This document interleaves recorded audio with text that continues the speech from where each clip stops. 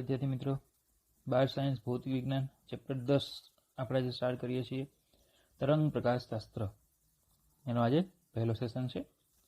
આજે પ્રસ્તાવના અને એક નાનો મસ્તો સિદ્ધાંત આપણે ભણીશું. બરાબર, ચાલો તો ચેપ્ટર બોર્ડમાં 11 માર્ક્સનું છે. એમાં 5 MCQ અને 2 માર્ક્સનો 2 પ્રશ્નો પૂછાશે. ખબર પડે, માફ કરજો, 3 માર્ક્સના 2 પ્રશ્નો પૂછાશે. ઓકે, એટલે મોટા મોટા પ્રશ્નોમાં પણ તૈયાર કરવાના છે. ચલો પહેલા પ્રસ્તાવનાથી સ્ટાર્ટ કરીએ. પ્રસ્તાવના, પ્રકાશનો કર્ણવાદ સમજીએ. પહેલા કર્ણવાદ જે છે એ શું આપણને સમજાવે છે પહેલા આપણે ચર્ચા નહીં કરી. ઈસવીસન 1637માં, ચલો પ્રસ્તાવના પહેલા તો ખાસ MCQ માટે તૈયાર કરવાની. ડેકાર્ટ્રીસ છે, ડેકાર્ટ્રીસ છે વૈજ્ઞાનિકનું નામ છે. પ્રકાશ માટેનો કર્ણવાદ આપ્યો. શું આપ્યો? એને કર્ણવાદ, જેને શું કહેવામાં આવે? કોર્પસ્ક્યુલર, કોર્પસ્ક્યુલર બરાબર થિયરી આપી. અને સ્નેલનો નિયમ તારવ્યો, અને સ્નેલનો નિયમ પણ તારવ્યો. તેણે બે માધ્યમોના આંતરપૃષ્ઠ આગળ પ્રકાશના પરાવર્તનના વક્રીભવનના નિયમો સમજાવ્યા. બે માધ્યમ આગળનું આંતરપૃષ્ઠ છે ત્યાં પ્રકાશનું પરાવર્તન કઈ રીતે થાય, વક્રીભવન કઈ રીતે થાય, એ નિયમો પર ડેકાર્ટ્રીસે સમજાવ્યા. આ કર્ણવાદે એવી આગાહી કરી કે જ્યારે પ્રકાશ કિરણ વક્રીભવન થતાં લંબ તરફ વાંકું વળે તો બીજા માધ્યમમાં પ્રકાશની ઝડપ વધારે હશે. બરાબર, તો પ્રકાશનું કિરણ જો લંબ તરફ વાંકું વળે, લંબ તરફ જો વાંકું વળે તો આ માધ્યમમાં પ્રકાશની ઝડપ કેવી હશે? વધારે. બરાબર, ચાલો તો આ પાતળું માધ્યમ, ઘટ માધ્યમ, લંબ તરફ ક્યારે વાંકું વળે? ઘટ માધ્યમમાં જાય તો. આ કર્ણવાદને આઇઝેક ન્યૂટન દ્વારા તેમના પ્રચલિત પુસ્તક ઓપ્ટિક્સ, ન્યૂટને તેના પ્રચલિત પુસ્તક ઓપ્ટિક્સ દ્વારા આગળ વિકસાવવામાં આવ્યું. અને આ પુસ્તકની પ્રચંડ લોકપ્રિયતાને કારણે કર્ણવાદ ન્યૂટને આપ્યો હોવાનું માનવામાં આવે છે. આ પુસ્તક જે છે એની ઘણી લોકપ્રિય ત્યારે થયું, અને તેથી લોકોને એવું જ લાગ્યું ભાઈ કર્ણવાદ છે એ કોણે આપ્યો? ન્યૂટને. બરાબર, ચલો અહીંયા નામમાં થોડું કરેક્શન. ઓપ્ટિક્સ આવી રીતે છે, CS નથી, CKS છે. બરાબર, ચાલો એની પછી હવે જોઈએ તરંગવાદ. તો ઈસવીસન 1678માં ડચ ભૌતિક વિજ્ઞાની ક્રિશ્ચિયન હાઇગેન્સ દ્વારા પ્રકાશનો તરંગવાદ રજૂ થયો. આ તરંગવાદ સંતોષકારક રીતે પરાવર્તન અને વક્રીભવનની ઘટના સમજાવી શકે છે. કેમ પેલો કર્ણવાદ સમજાવી શકતો તો એવી જ રીતે તરંગવાદ પણ સમજાવી શકે છે. પરંતુ તે એવી આગાહી કરે છે કે જો વક્રીભવન દરમિયાન તરંગ લંબ તરફ વાંકું વળે, તો હમણાં આપણે જે કીધું, વક્રીભવન દરમિયાન તરંગ જે છે એ લંબ તરફ વાંકું વળે તો બીજા માધ્યમમાં પ્રકાશની ઝડપ ઓછી હશે. એટલે શું થયું? કર્ણવાદે શું કીધું? કે ઝડપ વધારે હશે. તરંગવાદ શું કહે? ઝડપ ઓછી. આ પ્રકાશના કર્ણવાદ દ્વારા થયેલ અનુમાનની સાથે વિરોધાભાસ ધરાવે છે. ઘણા સમય બાદ પ્રાયોગિક રીતે અનુમોદિત થયું કે હવે ખરેખર શું સાચું છે એ ચેક કરવું હોય તો શું કરવું પડે? પ્રયોગ કરવો પડે. તો ઘણા સમય બાદ પ્રાયોગિક રીતે અનુમોદિત થયું કે પાણીમાં પ્રકાશની ઝડપ એ હવામાનની ઝડપ કરતાં ઓછી હોય છે. એટલે શું સાચું પડ્યું? તરંગવાદે જે કીધેલું એ પ્રાયોગિક રીતે સાચું પડ્યું, જે તરંગવાદના અનુમાનની પુષ્ટિ કરે છે. આ પ્રયોગ 1850માં ફોકલ્ટ દ્વારા કરવામાં આવ્યો હતો. કયો પ્રયોગ? કે પ્રકાશ જે છે એની ઝડપ ઘટે કે વધે, એ પ્રયોગ કોને કર્યો હતો? ફોકલ્ટ નામના વૈજ્ઞાનિકે કરવામાં આવ્યો. ઓકે, ચલો એની પછી થોડોક તરંગવાદનો ઇતિહાસ જોઈએ. તો પ્રારંભમાં ન્યૂટનના પ્રભાવને કારણે તે સમયે એવું માનવામાં આવતું હતું કે તરંગોને પ્રસરણ માટે હંમેશા માધ્યમની જરૂર છે. જો તમને યાદ હોય તો આપણે 8મા ચેપ્ટરમાં ઇથર નામની એક વસ્તુ ભણી ગયા હતા કે ભાઈ તરંગને પ્રસરણ માટે માધ્યમની જરૂર છે. એ દ્રવ્ય માધ્યમને ઇથર એવું નામ આપવામાં આવ્યું હતું. બરાબર, ચલો તો ન્યૂટન પણ એવું માનતો હતો કે પ્રકાશને પ્રસરણ માટે માધ્યમની જરૂર પડે, પરંતુ પ્રકાશ તો શૂન્ય અવકાશમાંથી પણ પસાર થતો હતો. તે કારણે પણ તરંગવાદ સહેલાઈથી સ્વીકારવામાં આવ્યો ન હતો. કારણ કે તરંગવાદ શું કહેતું હતું? કે તરંગવાદ અનુસાર પ્રકાશ જે છે એ પ્રસરણ માટે માધ્યમની જરૂર નથી. બરાબર, જ્યારે ન્યૂટન શું કીધું? ન્યૂટનનો પ્રભાવ હતો એવો કે ભાઈ શું કીધું એણે? કે માધ્યમની જરૂર પડે છે. એટલે તરંગવાદ સહેલાઈથી સ્વીકારવામાં આવ્યો નહીં. પરંતુ જ્યારે થોમસ યંગ, જે નવા નવા વૈજ્ઞાનિકોના નામ આવે છે, યંગ, થોમસ યંગ, ઈસવીસન 1801માં તેનો વિખ્યાત વ્યતિકરણના માટેનો પ્રયોગ કર્યો. તો એ પ્રયોગ આપણે આગળ ચેપ્ટરમાં ભણીશું. વ્યતિકરણની ઘટના પણ ભણીશું, પ્રયોગ પણ ભણીશું. ત્યારથી એવું સ્થાપિત થયું કે ખરેખર પ્રકાશ એ તરંગ ઘટના છે. પ્રકાશ એ કઈ ઘટના છે? તરંગ ઘટના છે. દ્રશ્ય પ્રકાશી તરંગલંબાઈ મપાઈ હતી અને તે ખૂબ નાની હોવાની માલુમ પડી હતી. ઉદાહરણ તરીકે પીળા પ્રકાશી તરંગલંબાઈ કેટલી?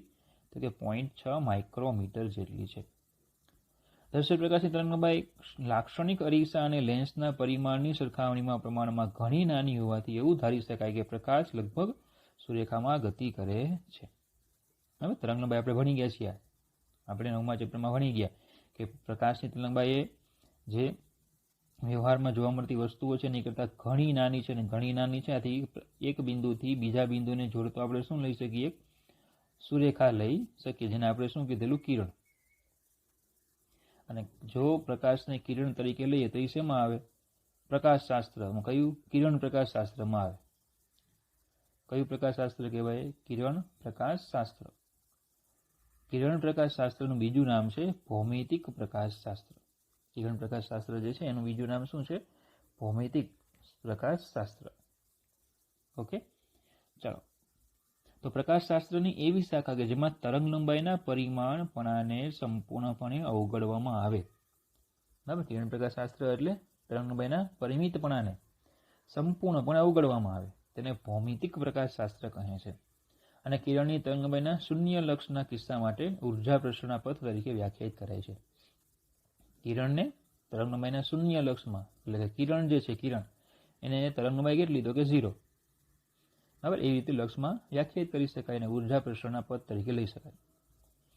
1801માં યંગના વ્યતિકરણના પ્રયોગ પછીના લગભગ 40 વર્ષ સુધી પ્રકાશ તરંગના વ્યતિકરણ અને વિવર્તનને સાંકળતા ઘણા પ્રયોગો કરવામાં આવ્યા. તો પ્રકાશ તરંગ છે એવું સાંકળતા બધા પ્રયોગો છે, વ્યતિકરણ, વિવર્તન. અને આપણે આ ચેપ્ટરમાં એ જ ભણવાનું છે. આપણા ચેપ્ટરમાં 2 વસ્તુ છે, વ્યતિકરણ છે, વિવર્તન છે, અને છેલ્લે ધ્રુવીભવન છે. બરાબર? અને પછી પ્રકાશીય ઉપકરણો છે. ચેપ્ટરમાં મુખ્ય વિભાગો કેટલા છે? તો કે વ્યતિકરણ, પછી વિવર્તન, પછી છે પ્રકાશીય ઉપકરણો, અને પછી છે ધ્રુવીભવન. બરાબર? 2021ની એક્ઝામમાં પ્રકાશીય ઉપકરણો અને ધ્રુવીભવન સંપૂર્ણ નાબૂદ થયા છે. એટલે 2021 માટે આપણે માત્ર ને માત્ર શું ભણવાનું છે? વ્યતિકરણ અને વિવર્તન. એટલે કે આ બંને આપણે ક્યાં ભણશું? છેલ્લે. બરાબર? નામ પણ ચેપ્ટરમાં છેલ્લે જ છે. ચલો, ઘણા પ્રયોગ કરવામાં આવ્યા. આવા પ્રયોગો પ્રકાશના તરંગવાદને લઈને સંતોષકારક રીતે સમજાવી શક્યા હતા. આ 19મી સદીના મધ્ય ભાગ સુધીમાં તરંગવાદ બહુ સારી રીતે સ્થાપિત થઈ ગયો હતો. 19મી સદીના મધ્ય ભાગ સુધી તરંગવાદ છે એ બહુ સારી રીતે સ્થાપિત થઈ ગયું. પણ એક ખાલી પ્રોબ્લેમ હતી, તરંગવાદ નડતી મુશ્કેલી. પ્રકાશના આ તરંગવાદ નડતી એકમાત્ર મુશ્કેલી હતી કે જો તરંગને તેના પ્રસરણ માટે માધ્યમની જરૂર પડતી હોય તે માનીએ તો પ્રકાશ શૂન્ય અવકાશમાં કેવી રીતે પ્રસરી શકે છે? જે આગળ આપણે વાત કરી તે માધ્યમ મળી. મેક્સવેલ, હવે એ કોણ દૂર કરે છે? મેક્સવેલ. તો ચેપ્ટર 8માં આવી ગયો. મેક્સવેલે પ્રકાશ માટે તેનો વિખ્યાત વિદ્યુત ચુંબકીય તરંગવાદ એને આપ્યો. ત્યારે આ બાબત સમજી શકાઈ હતી. મેક્સવેલે વિદ્યુતકીય અને ચુંબકના નિયમોને રજૂ કરતા સમીકરણોનું જૂથ આપ્યું અને આ સમીકરણોની મદદથી તેણે જે તરંગ સમીકરણ તરીકે સ્વીકારવામાં આવ્યું તે આપ્યું કે જેની મદદથી વિદ્યુત ચુંબકીય તરંગોનું અસ્તિત્વ પૂર્વાનુમાન થયું. મતલબ કે એને વિદ્યુત ચુંબકીય તરંગવાદની મદદથી શું આપ્યું? તરંગ સમીકરણ આપ્યું. જે અત્યારે આપણે હાલમાં લઈએ છીએ કે y = a sin kx - ωt + phi. એવું સમીકરણ આપ્યું એને. બરાબર? અને એની મદદથી શું પુરવાર થયું કે વિદ્યુત ચુંબકીય તરંગો એ પ્રકાશના તરંગો છે. એટલે કે પ્રકાશના તરંગો વિદ્યુત ચુંબકીય તરંગો છે. આ તરંગ સમીકરણ પરથી મેક્સવેલે વિદ્યુતકીય તરંગોની મુક્ત અવકાશમાં ઝડપ ગણી. શું? જે વિદ્યુત ચુંબકીય તરંગો છે એની એને મુક્ત અવકાશમાં શું ગણી? ઝડપ ગણી. તેને જણાયું કે પ્રકાશની ઝડપનું સૈદ્ધાંતિક મૂલ્ય તેના પ્રાયોગિક મૂલ્યની ઘણી નજીક હતું. સૈદ્ધાંતિક મૂલ્ય એ પ્રાયોગિક મૂલ્યની ઘણું નજીક છે. બરાબર? આ પરથી તેણે એવી રજૂઆત કરી કે પ્રકાશ વિદ્યુત ચુંબકીય તરંગ છે. ચલો, આનું પ્રાયોગિક મૂલ્ય કોણે આપ્યું? તો કે માઇકલસન અને મોરલે એ નામના વૈજ્ઞાનિકોએ પ્રકાશનો પ્રયોગ કરીને, એનો પ્રયોગ હતો અષ્ટફલકીય અરીસા. એનો પ્રયોગ કરીને એને પ્રકાશની ઝડપ માપેલી c 3 × 10⁸ મીટર/સેકન્ડ. તો પ્રકાશની ઝડપનો પહેલો પ્રયોગ થયો હતો. પછી મેક્સવેલે સૈદ્ધાંતિક રીતે પ્રકાશની ઝડપ આપી c = ω/k કરીને, જેને સમીકરણ આપ્યું, આ જે સમીકરણ આપ્યું એમાં જે અચળાંક આવે k, અચળાંક આવે ω, અને એની મદદથી એને શું આપ્યું? પ્રકાશની ઝડપ. તો મેક્સવેલના મત અનુસાર પ્રકાશ તરંગો એ બદલાતા જતા વિદ્યુત અને ચુંબકીય ક્ષેત્રો સાથે સંકળાયેલા છે. પ્રકાશના તરંગો એ બદલાતા જતા વિદ્યુત અને ચુંબકીય ક્ષેત્રો સાથે સંકળાયેલા છે. બદલાતું જતું વિદ્યુત ક્ષેત્ર સમય અને અવકાશીય ચલ સાથે બદલાતું ચુંબકીય ક્ષેત્ર ઉત્પન્ન કરે છે, અને બદલાતું જતું ચુંબકીય ક્ષેત્ર સમય અને અવકાશીય યામ સાથે બદલાતું વિદ્યુત ક્ષેત્ર ઉત્પન્ન કરે છે. તે ચર્ચા આપણે ડિસ્કશન ચેપ્ટર 8માં કરી ગયા છીએ. બરાબર. આ બદલાતા વિદ્યુત અને ચુંબકીય ક્ષેત્રોને પરિણામે વિદ્યુત ચુંબકીય તરંગો શૂન્ય અવકાશમાંથી પણ પ્રસરણ પામે છે. બરાબર. વિદ્યુત ચુંબકીય તરંગો જે છે એ શૂન્ય અવકાશમાંથી પણ પ્રસરણ પામી શકે છે. આ ચુંબકીય ક્ષેત્રમાં એમાં ફેરફાર થવાને કારણે. બરાબર. ચાલો, એની પછી છે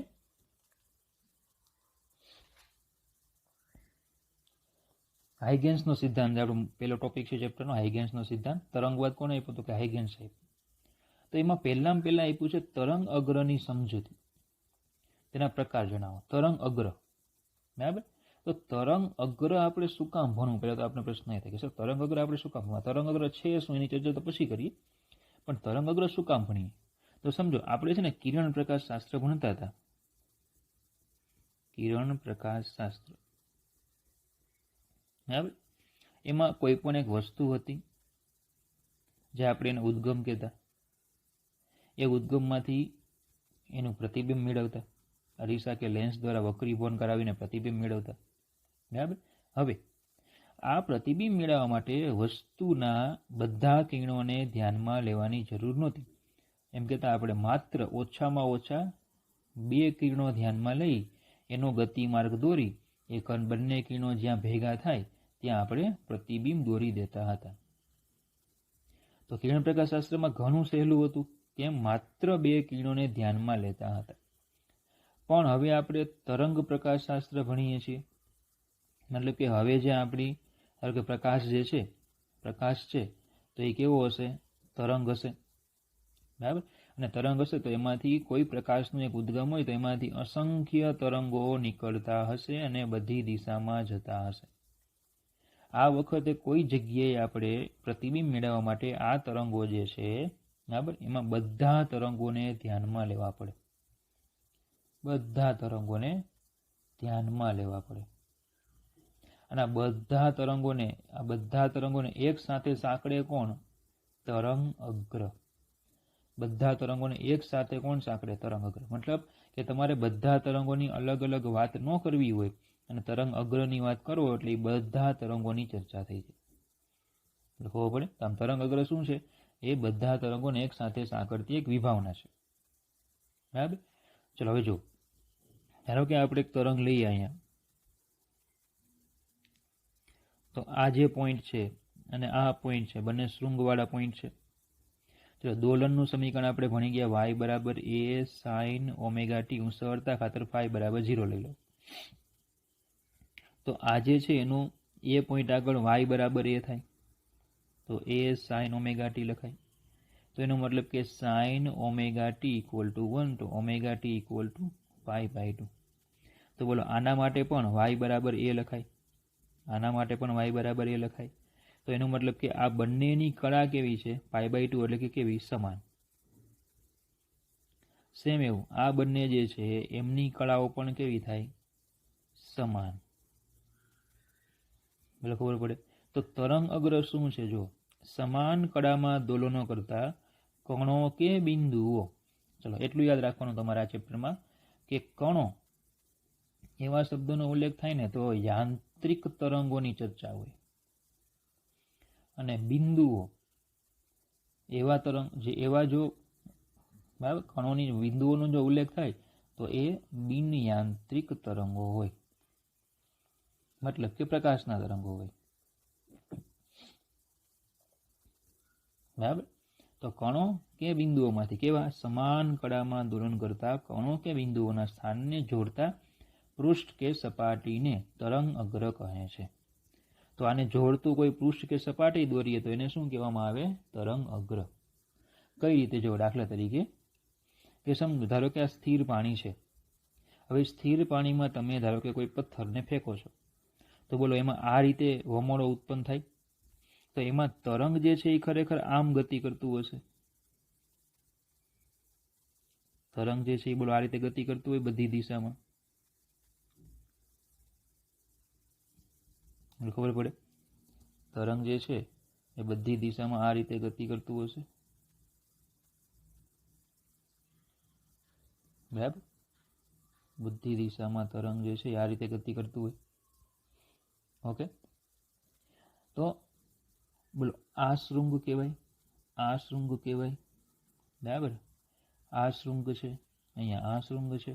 તો એ બધા શૃંગને જો આપણે જોઈન્ટ કરીએ, એ બધા શૃંગોને જો આપણે જોઈન્ટ કરીએ તો આપણે શું મળે? વર્તુળ મળે. એ જે વર્તુળ મળે ને એને તરંગ અગ્ર કહે છે. એ આ બધા તરંગોને એક સાથે સાંકળે. સેમ એવું ધારો કે આ બધા શૃંગ છે એને પણ તમે જોઈન્ટ કરી શકો, તો એને શું કહેવામાં આવે છે? તરંગ અગ્ર. અહીંયા આ છે એને પણ તમે જોઈન્ટ કરી શકો, એને શું કહેવાય? તરંગ અગ્ર. ખબર પડે? દાખલા તરીકે અહીંયા પણ છે, જો કે ભાઈ આ જે છે એ તરંગ અગ્ર છે, અહીંયા આ છે આ તરંગ અગ્ર છે, કે પછી અહીંયા આ છે એ તરંગ અગ્ર છે, આ છે એ તરંગ અગ્ર છે. કારણ કે બધા શૃંગ છે, બધા શૃંગોને તમે જોઈન્ટ કરો એ તરંગ અગ્ર છે. સેમ તમે બધા ગર્તને પણ જોઈન્ટ કરી શકો. જો બધા ગર્તને જોઈન્ટ કરો તો એ પણ તરંગ અગ્ર છે. પણ બેઝિકલી આપણે શું કરીએ છીએ કે શૃંગને ધ્યાનમાં લઈએ છીએ. ખબર પડે? તો બધા શું છે? તરંગ અગ્રો છે. ખબર પડી? બરાબર. જો જ્યારે આપણે શાંત જળાશયમાં એક નાના પથ્થરને પડતો મૂકીએ છીએ ત્યારે પથ્થર પડવાના બિંદુ આગળથી તરંગો બહાર તરફ પ્રસરે છે. કેવા જાય? બહારની તરફ જાય છે. સપાટી પરનું દરેક બિંદુ સમતલ સાથે દોલનો કરવાનું શરૂ કરે છે. એટલે કે કોઈ પણ બિંદુ આ જે બધા છે એ બધા શું કરે છે? જેમ તરંગ પસાર થાય એમ દોલનો કરે છે. કોઈ પણ સમયે સપાટીનો ફોટોગ્રાફ તેના પર વિક્ષોભ મહત્તમ હોય તેવા વર્તુળ વલયો દર્શાવે છે. વિક્ષોભ મહત્તમ હોય તો આપણે શું દેખાય? ફોટોગ્રાફ પાડો તો આપણે શું દેખાય? મહત્તમ સ્થાન દેખાય. સ્પષ્ટ છે કે આ વર્તુળ પરના બધા જ બિંદુઓ ઉદ્ગમથી સરખા અંતરે હોવાથી તેમને સમાન કળામાં દોલન કરતા હશે. કારણ કે જેટલું આ દિશામાં જાય તો એટલું જ સેમ આ દિશામાં જવાનું. કારણ કે માધ્યમ કેવું છે? સમાન માધ્યમ છે. તો પછી v = λf પ્રમાણે જો માધ્યમ જ એક હોય, લેમ્બડા એક હોય, f એક હોય, તો વેગ કેવો થવાનો? સરખો. તો અંતરે કેવું કાપે? સમાન. સમાન સમયમાં અંતર કેવું કાપશે? એક સરખું. તો આને જો બરાબર vt અંતર કાપ્યું હોય, આ બાજુ જો vt અંતર કાપે તો આ બાજુ પણ vt અંતર કાપે. તો જો અહીંયા શૃંગ હશે તો અહીંયા પણ શું હશે? શૃંગ જ હશે. તો તેમાંથી બરાબર, તો તેમાંથી પસાર થતું જે પૃષ્ઠ છે તેમાંથી પસાર થતા પૃષ્ઠ કે વર્તુળને તરંગ અગ્ર કહે છે. તરંગ અગ્ર જે ઝડપથી ઉદ્ગમથી બહાર તરફ ગતિ કરે છે તેને શું કહેવાય? તરંગ ઝડપ. એટલે તરંગ અગ્રની ઝડપ એટલે તરંગની ઝડપ. કારણ કે જેમ આ તરંગો આગળ વધતા જશે તેમ જો અહીંયા તમને સ્પષ્ટ ખ્યાલ આવી શકે અહીંયા, બરાબર, કે ભાઈ આપણે આ એક તરંગ અગ્ર છે, આ એક તરંગ અગ્ર છે. હવે એ શું થશે? ધીમે ધીમે ધીમે ધીમે મોટું થશે અને કેવું થશે? આવું આપણને તરંગ અગ્ર મળશે. બરાબર. તો એમ કહેવાય કે ભાઈ આ તરંગ અગ્ર જે અહીંયા હતું એ અહીંયા સુધી પહોંચ્યું. તો એનો કંઈક વેગ છે. એ વેગ કોના જેટલો હોય? તો કે સીધી વાત છે કે તરંગના વેગ જેટલો. શૃંગ જેટલા વેગથી ગતિ કરતું હશે એટલા જ વેગથી બોલો તરંગ અગ્ર ગતિ કરશે. બરાબર. કેમ આપણે આવડે 11મા ધોરણમાં એવું કહેતા કે ધારો કે આ ગોળો છે તો એનો પોતાનો અણુક્રિયા ગોળો હોય. હવે આ ગોળો જેટલા વેગથી ગતિ કરશે એનો અણુક્રિયા ગોળો પણ એ જ વેગથી ગતિ કરે એની જેવું. બરાબર. તરંગની ઉર્જા તરંગ અગ્રને લંબ દિશામાં ગતિ કરે છે. તરંગની ઉર્જા એ તરંગ અગ્રને લંબ દિશામાં ગતિ કરતી હોય. મતલબ કે ભાઈ તરંગ જે છે તરંગ ઉર્જા ધરાવે, તો તરંગ જે દિશામાં ગતિ કરતું હશે એની ઉર્જા પણ એ દિશામાં ગતિ કરે. પણ તરંગ અગ્ર એને કેવું હશે? લંબ. દાખલા તરીકે સમજો કે ભાઈ અહીંયા આપણે આ તરંગ આ રીતે દોર્યું,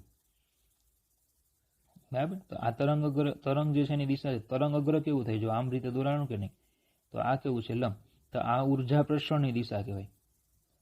બરાબર. તો ટૂંકમાં એટલું યાદ રાખવાનું, તરંગની દિશા અને તરંગ અગ્ર બંને કેવા હોય? લંબ હોય. તરંગ અને તરંગ અગ્રની દિશા બંને કેવી હોય? એકબીજાને લંબ હોય. એટલે ખબર પડી? ચલો હવે લઈએ એના પ્રકાર. તો પેલું છે ગોળાકાર તરંગ અગ્ર, એટલે કે જે આપણે આ કીધું તે જ. આ જે તરંગ અગ્રો છે એ બધા કેવા કહેવાય? ગોળાકાર, જે બિંદુવત ઉદ્ગમમાંથી ઉત્પન્ન થાય. બરાબર. જો આપણી પાસે બધી જ દિશામાં સમાન રીતે તરંગો ઉત્સર્જિત કરતું બિંદુવત ઉદ્ગમ હોય, બિંદુવત ઉદ્ગમ છે બધી દિશામાં સમાન રીતે તરંગો ઉત્પન્ન કરે છે, બધી દિશામાં સમાન રીતે તરંગો ઉત્પન્ન કરે છે, તો સમાન કંપિતતા સાથે અને સમાન કળામાં દોલન કરતા બિંદુઓના સ્થાન ગોળાઓ પર આ શું બનશે? આખો એક ગોળો બનશે. જેમ અહીંયા શું બને છે? આ વર્તુળ બને છે. આ વર્તુળ 2 પરિમાણમાં છે, વર્તુળ બનાવે. એવી જ રીતે જો પ્રકાશ ઉદ્ગમ, ધારો કે બલ્બ હોય, બલ્બ, તો બોલો બધી દિશામાં તરંગો જાય કે નહીં? બધી દિશામાં પ્રકાશ જાય, લાખો શું બને? એક ગોળો બને. શું બને? ગોળો બને. બરાબર. તો જેને આપણે આકૃતિમાં દર્શાવ્યા મુજબનો ગોળાકાર તરંગો આ કહે છે. ને શું કહેવાય? ગોળાકાર તરંગો કહેવાય. ઉદ્ગમથી ઘણા મોટા અંતરે આ ગોળાના નાના ભાગને સમતલ ગણી શકાય, જેને સમતલ તરંગ અગ્ર કહે છે. હવે ખૂબ મોટા અંતરે તમે જાશો એટલે આ પછી ગોળાઓ કેવા થઈ જશે? આમ સમતલ જેવા થઈ જાય, તો એને શું કહેવામાં આવે? સમતલ તરંગ અગ્ર કહે છે. બરાબર. ચલો આ ગોળાઓને આપણે સંજ્ઞામાં દર્શાવવા હોય, આ ગોળાઓ જે છે ને તરંગ અગ્રોને સંજ્ઞામાં દર્શાવવા હોય, તો આપણે એને આ રીતે દર્શાવશું. આ રીતે દર્શાવશું. ગોળાઓના જે તરંગ અગ્રો છે ને સંજ્ઞામાં દર્શાવવા આ રીતે દર્શાવશું. અને સેમ આ જે સમતલો જે છે, સમતલો, એને સંજ્ઞામાં દર્શાવવા માટે ખાલી ઊભી લાઈન કરવાની. એટલે આ આપણા ગોળાકાર થઈ ગયા, આ ગોળાકાર તરંગ અગ્રો થઈ ગયા, અને આ કયા થઈ ગયા? સમતલ તરંગ અગ્રો થઈ ગયા. સેમ આગળના જે આ હતા એને વર્તુળાકાર તરંગ અગ્રો કહેવાય. આ વર્તુળાકાર, 2 પરિમાણમાં વર્તુળાકાર કહેવાય એમ. બરાબર. અને આ જે છે એ 3 પરિમાણમાં એટલે ગોળાકાર થઈ ગયા, એટલે ગોળો બને આખો. દાખલા તરીકે આને જો આપણે દોરવું હોય તો આમ દોરી શકીએ. કેમ? ગોળાનું એક પૃષ્ઠ હોય આપણે આ રીતે, બરાબર, એવી રીતે દોરી શકાય. તો ચલો 2 પ્રકારના તરંગો આપણને કીધા છે. જો કે ઘણા બધા પ્રકારના તરંગ અગ્રો હોય છે, પણ આપણી બુકમાં આપણે માત્ર 2 પ્રકારના લીધા છે. બરાબર, સમતલ અને ગોળાકાર. એની પછી તરંગ અગ્રના પ્રસરણ માટે હાઇગેન્સનો સિદ્ધાંત સમજાવો. ચાલો જો હાઇગેન્સનો સિદ્ધાંત છે, તો હવે તમને જાણીને ઘણો આનંદ થશે કે અહીંયાથી લઈને અહીંયા સુધીનો આ ખાલી સિદ્ધાંત જ છે. બરાબર, માત્ર સિદ્ધાંત છે. જો તરંગ અગ્ર પરનું દરેક બિંદુ ગૌણ વિક્ષોભના ઉદ્ગમ તરીકે વર્તે. સમજો, ધારો કે મારી પાસે એક તરંગ અગ્ર છે, તો એના જે કંઈ બિંદુઓ હશે, આ બિંદુઓ, એ બિંદુઓ કેવો થાય? તો કે ગૌણ ઉદ્ગમના વિક્ષોભ. બિંદુઓ જે છે એ ગૌણ વિક્ષોભમાં, ગૌણ વિક્ષોભના, ગૌણ વિક્ષોભ એટલે તરંગ, ગૌણ વિક્ષોભના ઉદ્ગમ તરીકે વર્તે છે. આ શું છે? આપણું તરંગ અગ્ર. બરાબર. પેલું તરંગ અગ્ર છે, અને જે બિંદુઓ છે એ ગૌણ વિક્ષોભના ઉદ્ગમ તરીકે વર્તે છે. ચલો ખબર પડી? બરાબર. ચલો એની પછી જો, અને આ બિંદુઓમાંથી ઉત્સર્જિત નાના નાના લઘુ તરંગો બધી દિશામાં તરંગોની ઝડપથી સમાન રીતે પ્રસરે છે. હવે આ બિંદુ ઉદ્ગમો થઈ ગયા, એટલે આમાંથી પણ શું ઉત્પન્ન થશે? નાના નાના ગૌણ તરંગો ઉત્પન્ન થશે, અને એ પણ શું થશે? આમ બધી દિશામાં ગતિ કરશે. તરંગ અગ્રમાંથી ઉત્સર્જિત આવા લઘુ તરંગોને ગૌણ તરંગો તરીકે ઓળખવામાં આવે છે. આવા જે નવા ઉત્પન્ન થયા એને શું કહેવાય? ગૌણ તરંગો. અને જો આ બધા જ ગોળાઓને એક સમાન સ્પર્શક દોરવામાં આવે તો આપણને પછીના સમયે તરંગ અગ્રનું નવું સ્થાન મળે છે. એટલે કે જે અહીંયા છે, આ બીજું છે, આ ત્રીજું છે, ચોથું છે, પાંચમું છે, આ બધામાંથી પસાર થતું સ્પર્શક દોરીએ તો આપણને આ શું મળશે? નવું તરંગ અગ્ર મળે છે. નવું તરંગ અગ્ર મળે. બરાબર. તો જો ખરેખર શું છે? પહેલાં તો એક તરંગ અગ્ર છે, એના દરેક બિંદુઓ ગૌણ વિક્ષોભના ઉદ્ગમ તરીકે વર્તે, એટલે ગૌણ ઉદ્ગમો બની ગયા. આ બિંદુઓમાંથી ઉત્સર્જિત નાના નાના લઘુ તરંગો બધી જ દિશામાં તરંગની ઝડપથી સમાન રીતે પ્રસરણ પામે. બરાબર. તરંગ અગ્રમાંથી ઉત્સર્જિત આવા લઘુ તરંગોને ગૌણ તરંગો કહેવાય. અને જો આ બધા ગોળાઓને એક સામાન્ય સ્પર્શક દોરીએ એટલે આપણને શું મળે? નવું તરંગ અગ્ર મળે. હમણાં હજી પાછું આપણે સમજીએ. મૂળભૂત રીતે હાઇગેન્સનો સિદ્ધાંત એક ભૌમિતિક રચના છે. કેવી રચના છે? ભૌમિતિક રચના છે, જેની મદદથી આપેલ સમયે તરંગ અગ્રનો આકાર ખબર હોય. બરાબર, આપેલ સમય એટલે હમણાં તમને તરંગ અગ્રનો આકાર ખબર હોય તો પછીના સમયે તરંગનો આકાર જાણી શકાય છે. આ કેમ? પેલા સુરેખ હતું કે નહીં, તો પછીના સમયે પણ કેવું આવ્યું? સુરેખ આવ્યું. એટલે હમણાં જો તમને તરંગ અગ્રનો આકાર ખબર હોય તો પછીના સમયે પણ તમે તરંગ અગ્રનો આકાર જાણી શકો છો. બરાબર. જો હજી પાછું સમજીએ થોડોક નિયમ આપણે ફરી પાછો. ચલો જો, ધારો કે આપણી પાસે આ એક મુખ્ય ઉદ્ગમ છે, મુખ્ય ઉદ્ગમ O. બરાબર. એમાંથી બધી દિશામાં તરંગો જાય છે. તો એ બધા તરંગોને હું ધ્યાનમાં લઉં તો ધારો કે મને આ એક F1 F2 એક આ મને તરંગ અગ્ર મને મળે છે. બધા જે તરંગો છે આમ ઉદ્ગમ છે, આ ઉદ્ગમ ધારો કે છે, તેમાંથી બધી દિશામાં આમ તરંગો જતા હશે. આવી રીતે બધી દિશામાં તરંગો જતા હશે. તો એમાંથી પસાર થતું હું એક તરંગ અગ્ર ધ્યાનમાં લઉં તો આ રીતે હું એક તરંગ અગ્રને દોરી શકું. તેને સંજ્ઞામાં આ રીતે દોરાય. બરાબર. તો ચલો, એવું મેં એક શું કર્યું? અહીંયા તરંગ અગ્ર ધ્યાનમાં લીધું. બરાબર. તો એ તરંગ અગ્ર છે F1 F2. એ t બરાબર 0 સમયનું તરંગ અગ્ર છે. t બરાબર 0 સમય. બરાબર. ચલો, હવે હાઇગેન્સે શું કીધું કે આ તરંગ અગ્ર પરનું દરેક બિંદુ એ ગૌણ ઉદ્ગમો તરીકે વધશે. બધા બિંદુઓ ગૌણ ઉદ્ગમ તરીકે વધશે અને પોતાનામાંથી શું થશે? નાના નાના ગૌણ તરંગો ઉત્પન્ન કરશે. આ બધા શું ઉત્પન્ન કરશે? ગૌણ તરંગો ઉત્પન્ન કરશે. અને જે આગળ વધશે, આ બધા ગૌણ ઉદ્ગમો છે, ગૌણ ઉદ્ગમો છે, એ ગૌણ તરંગો ઉત્પન્ન કરશે અને એ બધા ગૌણ તરંગો આગળ વધશે. તો ધારો કે તરંગનો વેગ v હોય અને સમય હું τ લઉં તો આ બધા તરંગો કેટલું અંતર કાપશે? v τ જેટલું અંતર કાપશે. ધારો કે આ અંતર v τ હોય તો આ બધા તરંગો છે ને હવે અહીંયા આમ પહોંચ્યા હશે. જે બધા તરંગો છે એ બધાના ધારો કે શૃંગને ધ્યાનમાં લઈએ તો એ બધા શૃંગ અહીંયા આ રીતે પહોંચ્યા. તો હવે t સમય પછી t બરાબર τ સમયે આ બધામાંથી પસાર થતું આવું પૃષ્ઠ દોરું તો એ મને શું આપશે? તે સમયનું નવું તરંગ અગ્ર આપે છે. શું આપે છે? નવું તરંગ અગ્ર આપે. ખબર પડે તો બસ હાઇગેન્સ આવું કીધું. ઓકે, ચલો, તો આ તરંગ અગ્ર થઈ ગયું G1 G2. ખબર પડે કયું તરંગ થઈ ગયું? G1 G2. જો ધ્યાન આપજો. ચલો, તો આપણે આની વાત કરીએ હમણાં G1 G2 ની. તો જો એક બહાર ફેલાયેલા તરંગને ધ્યાનમાં લો, બહાર ફેલાતો એ તરંગ ધ્યાનમાં લો અને ધારો કે F1 F2 એ t બરાબર 0 સમયે ગોળાકાર તરંગ અગ્રનો ભાગ દર્શાવે છે. F1 F2 છે એ t બરાબર 0 સમયે તરંગ અગ્ર છે. કયા સમયે? 0 સમયે.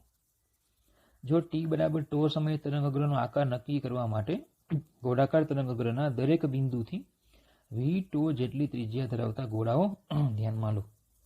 કે t બરાબર τ સમયે તરંગ અગ્ર જે છે એ કેવું હશે એ તમારે ધ્યાનમાં લેવું હોય તો શું કરવું પડે તમારે? કે તરંગ અગ્રના દરેક બિંદુએથી v τ જેટલી ત્રિજ્યા ધરાવતા ગોળાઓ ધ્યાનમાં લો. મતલબ કે આ બિંદુ છે, જેમ કે છે કે આવો ગોળો ધ્યાનમાં લો, આ બિંદુ છે તો અહીંયા ગોળો ધ્યાનમાં લો, આ બિંદુ છે તો અહીંયા ગોળો ધ્યાનમાં લો. બરાબર. તો એ ગોળાઓની જે અપર સપાટીઓ તમે આ જોઈન્ટ કરશો તો તમને શું આપશે? નવું તરંગ અગ્ર આપે. અહીં v માધ્યમમાં તરંગોની ઝડપ છે. આ બધા જ ગોળાઓને એક સમાન સ્પર્શક દોરીએ તો v t બરાબર τ સમયે તરંગ અગ્રનું નવું સ્થાન આપણને મળે છે. તો આ નવું સ્થાન આપણને મળે. આ નવું તરંગ અગ્ર આકૃતિમાં G1 G2 દર્શાવેલ છે, જે પણ O કેન્દ્રવાળું જ ગોળાકાર છે. એટલે એનું કેન્દ્ર પણ મુખ્ય ઉદ્ગમ તો એનું જ રહેવાનું. એટલે એનું કેન્દ્ર પણ કેવું રહેશે? O જ હશે. એટલે ખબર પડી આટલી? ઓકે, હવે જુઓ. આ જ રીતે હાઇગેન્સના સિદ્ધાંતની મદદથી માધ્યમમાં પ્રસરતા સમતલ તરંગ માટે પણ તરંગ અગ્રનો આકાર શોધી શકાય છે. ધારો કે આ સમતલ તરંગો છે, દાખલા તરીકે આ રીતે તરંગો જતા હોય, આમ આ દિશામાં જતા હોય, તો પછી એને દર્શાવવા માટે આપણે સમતલ તરંગ અગ્ર દોરીએ. તો આ એક F1 F2 છે અને પેલાની જેમ જ આ G1 G2 છે. બરાબર. તો આ રીતે અહીંયા સમતલ તરંગ અગ્રો આપણને મળશે. તો આ થઈ ગયું નવું તરંગ અગ્ર. આ કયું? નવું. આ કયું? જૂનું. બરાબર. પણ એક અહીંયા પ્રોબ્લેમ છે. જો કે આપણે કીધું કે ભાઈ આ આમ આગળ વધે તો બોલો આ ઉદ્ગમ હોય તો એ આમ પણ તરંગો ઉત્પન્ન કરે કે નહીં? હમણાં કેમ પેલું કીધું આપણે કે ભાઈ ગોળો લઈ લ્યો, તો ગોળો લ્યો તો પછી આ બાજુ પણ બોલો વી ટો, જેવું અંતર આ સાઈડ લીધું એવું અંતર વી ટો આ બાજુ પણ લેવાય. તો તમને એમ કહી શકો કે આ બાજુ પણ તમને આવું તરંગ અગ્ર મળે, આ બાજુ તરંગ અગ્ર મળે. પછી પ્રશ્ન એ થાય કે તરંગ તો પછી આમ જાય છે કે તરંગ આમ જાય છે? જાય છે ક્યાં? બરાબર, એવો પ્રશ્ન હાઇગેન્સને કહ્યો. જો હાઇગેન્સને શું જવાબ આપ્યો? જો મર્યાદા આવે છે. જો આકૃતિમાં દર્શાવ્યા મુજબ આપણને પાછળની દિશામાં પણ એક તરંગ D1 D2 મળે, એટલે કે આ પાછળની દિશામાં પણ મળે. હાઇગેન્સે એવો તર્ક આપ્યો કે આવા ગૌણ લઘુ તરંગોનો આગળની દિશાનો કંપ વિસ્તાર મહત્તમ, જ્યારે પાછળની દિશામાં કંપ વિસ્તાર શૂન્ય હોય છે. શું કીધું એને? કે ભાઈ આગળ કંપ વિસ્તાર છે એ મેક્સિમમ હોય, જ્યારે પાછળ કંપ વિસ્તાર કેવો હોય? 0. આવો એણે જવાબ આપ્યો. હાઇગેન્સે આવો જવાબ આપ્યો એકદમ તર્ક વગરનો. જો આવી અનૌપચારિક પૂર્વધારણા પરથી હાઇગેન્સ પાછળની દિશામાંના તરંગની ગેરહાજરી સમજાવી શક્યું. આવી રીતે એને શું કર્યું? પેલું શું કહેવાય, પાટિયા બેહાડીને પાછળની દિશામાં તરંગો નથી એવું એને કહી દીધું. અલબત્ત આવી અનૌપચારિક પૂર્વધારણા એ સંતોષકારક નથી, અને પાછળની દિશામાં તરંગોની ગેરહાજરી એ વધુ વિસ્તૃત તરંગવાદથી જ વ્યાજબી ઠેરવાય. મતલબ કે પાછળની દિશામાં તરંગો નથી એ વધુ તરંગવાદમાં તમે હજુ વધારે ભણો તો જ તમને એની માહિતી મળે. બરાબર, તો ખરેખર શું છે કે આગળની દિશામાં તરંગની તીવ્રતા મહત્તમ હોય છે. આગળ જે તરંગોમાં તીવ્રતા મહત્તમ હોય, જ્યારે પાછળની દિશામાં આવી તીવ્રતા જે છે ને 0 હોય છે. તીવ્રતા જ 0 હોય તો પાછળની દિશામાં કોઈ તરંગ હોતું નથી.